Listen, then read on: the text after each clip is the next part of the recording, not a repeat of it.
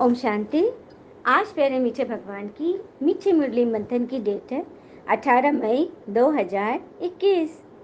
तो मीठे मीठे बाबा ने आज हमें जो मीठी मीठी वाणी सुनाई है वो हम सुनते हैं।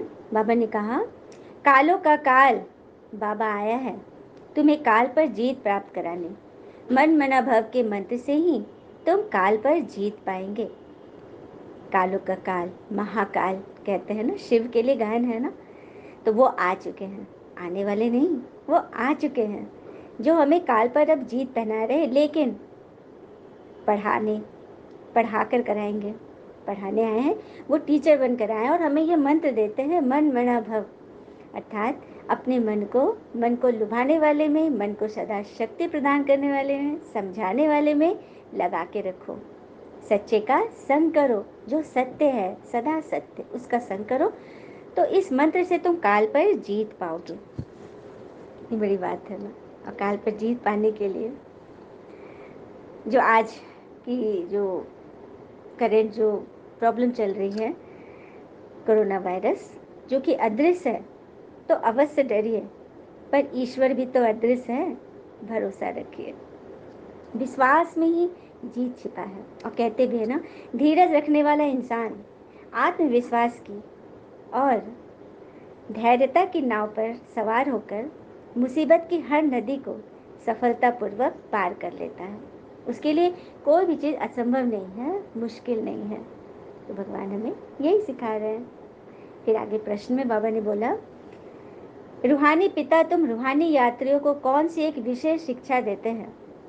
भगवान कहते हैं, हे रूहानी यात्री, तुम देह अभिमान छोड़ देही अभिमानी बनो। रावण ने आधा कल्प से तुम्हें देह अभिमानी बनाया है, अब आत्म अभिमानी बनो। यह रूहानी ज्ञान सुप्रीम रूह ही तुम्हें देते हैं और जो और कोई नहीं दे सकते।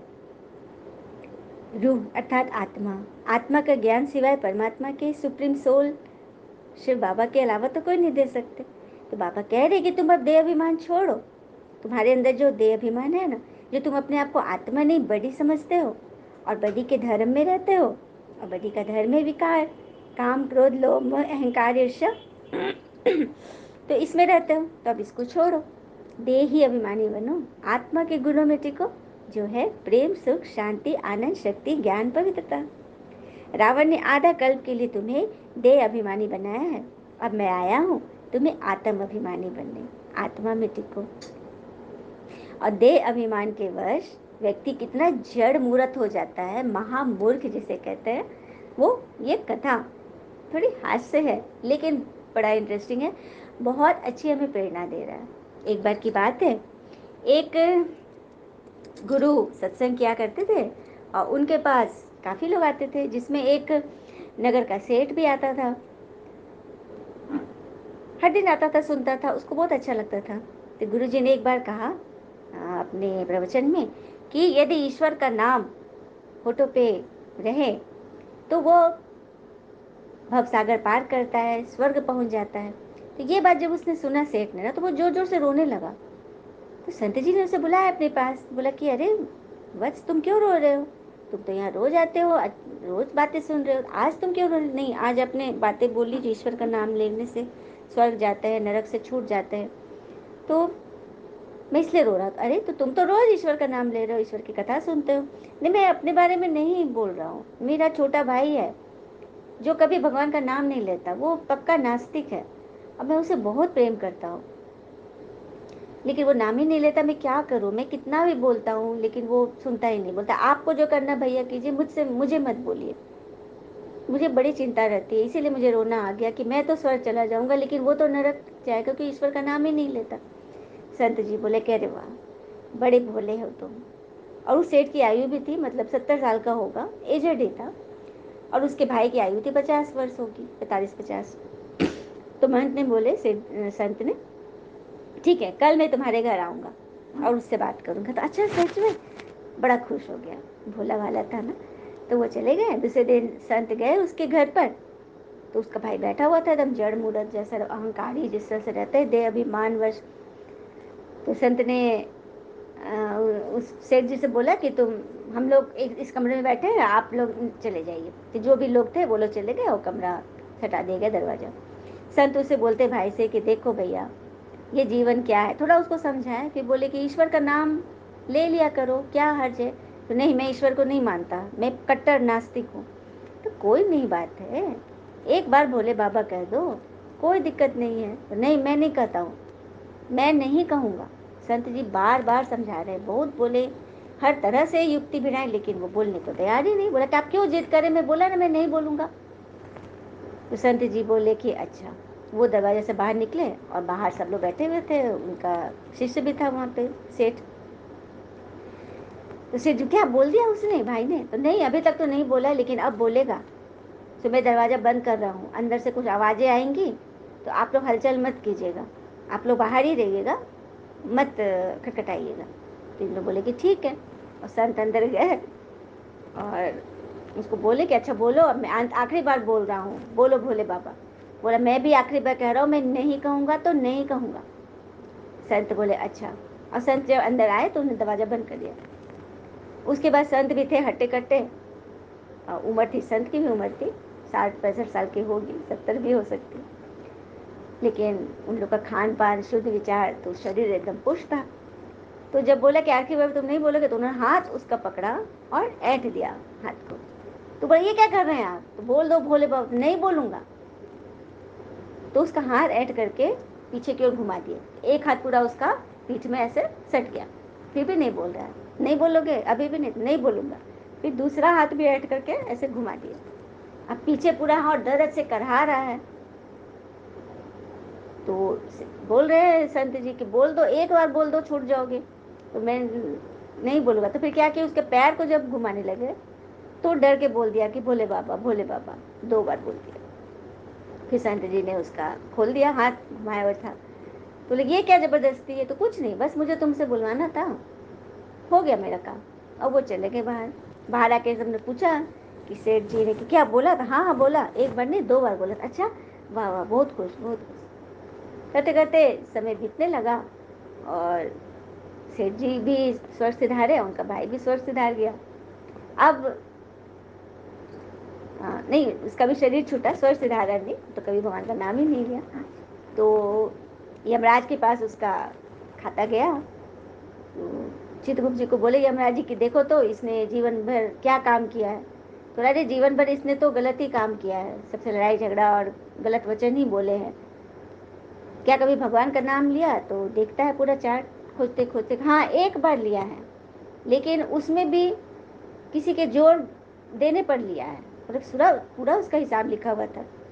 बहुत अच्छा, जोर देने पर लिया। तो वो बोले ठीक है, इसका खोजो, खाता में देखो इसका क्या फल है, एक बार भगवान का नाम लिया है। खोजने लगे, खोजने लगे, पूरा इतनी सारी डायरी आप देख लिए बही खाता, लेकिन कहीं नहीं मिला उसका फल। और हम यमराज चिंता में पड़ गए कि अब एक भगवान का नाम लिया, अब इसको नरक, पूरा नरक तो मिल नहीं सकता, अब क्या करें। तो चलो देवलोक चलते हैं, वहाँ देवता लोग से पूछते हैं। सभी देवता से पूछ लिए, इंद्र से पूछा, हाँ, और सभी जितने से देवता थे, वरुण देवता, अग्नि देवता, सबसे, किसी को नहीं मालूम। फिर बोले चलो ब्रह्मा विष्णु शंकर से पूछते हैं। फिर परलोक चले गए, वहाँ जाके पूरा पूछे, वहाँ भी किसी को नहीं पता कि एक बार नाम लेने का क्या फल है। तो बोले कि अच्छा चलो, हाँ, इनके पास, कृष्ण जी के पास जाते हैं पूछने। उनको सब पता है, वो दुनियादारी को बहुत देख सकते हैं, बताएंगे। तो जब उनसे पूछा तो उनको भी नहीं पता था। तो राधे थी बगल में, तो पूरा जोर जोर से हंसने लगी। तो सबने बोला कि ये क्या हुआ, आप हंस क्यों रही हैं, क्या आप बताइए इसका क्या फल है। तो उसने बोला कि अरे आप लोग को समझ में नहीं आया। हुँ? एक बार इसने नाम लिया और उसके कारण पूरे यमराज, यम योनि में पूरा तहलका मच गया, त्रिलोक में, देवलोक में, यहाँ तक कि आप फिर गोलोक में यहाँ आ गए। हाँ, और इस व्यक्ति को भी लेकर घुमा रहे हैं, क्योंकि इससे भी पूछा गया था कि तुम एक बार नाम लिए हो तो तुमको कुछ तो सजा कम होगी, उसके लिए तुमको चलो स्वर्ग घुमा लाते हैं। और वो पूरा देवलोक, तीनों लोग घूम लिया और सब कुछ उस मैंने देख लिया, साक्षात्कार कर लिया देवी देवताओं का। तो इससे बड़ा पुण्य क्या हुआ, उसको तो फल मिल ही गया। तो सबकी आंखें खुल गई कितनी बड़ी बात है कि मतलब एक बार प्रभु का नाम लिया और वो पूरे लोक को घूम लिया, सबके दर्शन कर लिए। तो जो हमेशा ईश्वर का नाम जपेंगे उनके बारे में तो कहना ही नहीं है ना, वो तो ऐसे ही उनका बेड़ा पार है। तो ये छोटी सी कथा बस हमें ईश्वर में विश्वास करना सिखा रही है कि उन पर विश्वास करें और खुश रहे। ओम शांति। और आज की मुरली का गीत है ओम नमः शिवाय। ओम नमः शिवाय, ओम नमः शिवाय, ओम नमः शिवाय, ओम नमः शिवाय।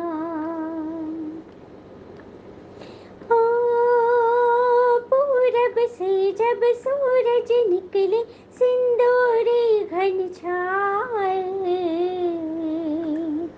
पवन के संग में नूपुर बाजे, मयूर मन मेरा गाए, मन मेरा गाए। ओम नमः शिवाय, ओम नमः शिवाय, ओम नमः शिवाय, ओम नमः शिवाय। पुष्प की माला से थाल सजाऊं,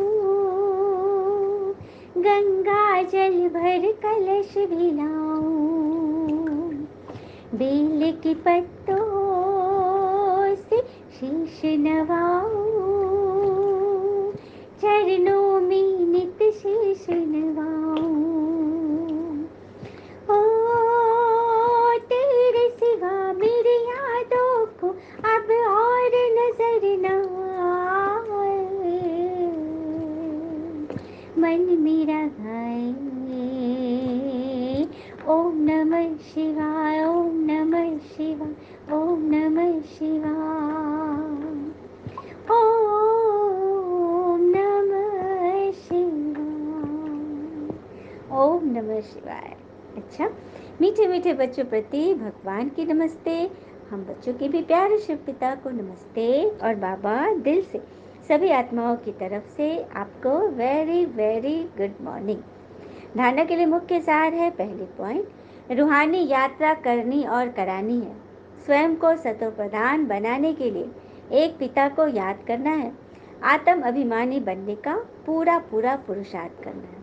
हमें आत्मिक यात्रा करनी है। मैं आत्मा हूँ और अपने हमजिन्स आत्मा से बात कर रही हूँ। सबको परमात्मा का परिचय देना है। दूसरी पॉइंट, काल पर विजय पाने के लिए पिता की शिक्षा को ध्यान पर रखना है। अपने को रूह समझ रूहों को ज्ञान देना है।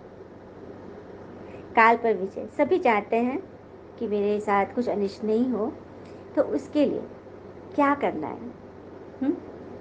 सब्र रखना है। कहते भी है ना, खुशी थोड़े समय के लिए सब्र देती है, लेकिन सब्र हमेशा के लिए खुशी देती है।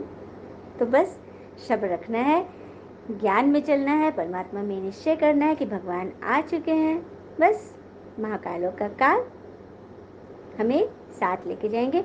हम कर्म भोग में नहीं पड़ेंगे, जैसे कि उसको तो जबरदस्ती मतलब बताया गया ना, लेकिन प्यार से, यदि सहजता से, एकदम निश्चय से हम ईश्वर को याद करें, तो बस कुछ और करने की ज़रूरत नहीं है। कर्म पर हमें बहुत ज़्यादा फोकस देना है। अपने कर्म कैसे सत्कर्म बने, उसी के लिए तो भगवान हमें ये पढ़ा रहे हैं। और ये भी कहते हैं ना, संपत्ति का उत्तराधिकारी एक से अधिक हो सकता है, लेकिन कर्म का उत्तराधिकारी केवल हम स्वयं होते हैं। तो ईश्वर से नहीं डरे, बल्कि अपने कर्मों से डरे। और कर्म अच्छे कैसे हो, इसके लिए भगवान हमें मुरली सुना रहे हैं, तो हमें उस पर चलना है ना। तो बाबा ने हमें वरदान दिया, आवाज से परे की स्थिति में स्थित हो, सर्व गुणों का अनुभव करने वाले मास्टर बीज रूप भव। आवाज से परे की स्थिति में स्थित हो, सर्व गुणों का अनुभव करने वाले मास्टर बीज रूप भव। कैसे बनेंगे? जैसे बीज में सारे वृक्ष का सार समाया होता है, वैसे ही आवाज से परे की स्थिति में संगम युग के सर्व विशेष गुण अनुभव में आते हैं। मास्टर बीज रूप बनना अर्थात सिर्फ शांति नहीं, लेकिन शांति के साथ ज्ञान, अतीन्द्रिय सुख, प्रेम, आनंद, शक्ति आदि आदि सर्व मुख्य गुणों का अनुभव कर लेना। देखो, बीज में पूरे वृक्ष का पोषण होता है ना, पूरे वृक्ष का, क्योंकि बीज से ही वृक्ष पनपता है। तो हम बीज रूप बने किस चीज के? ज्ञान, सुख, शांति, प्रेम, आनंद, सभी चीज के हम बीज रूप बने।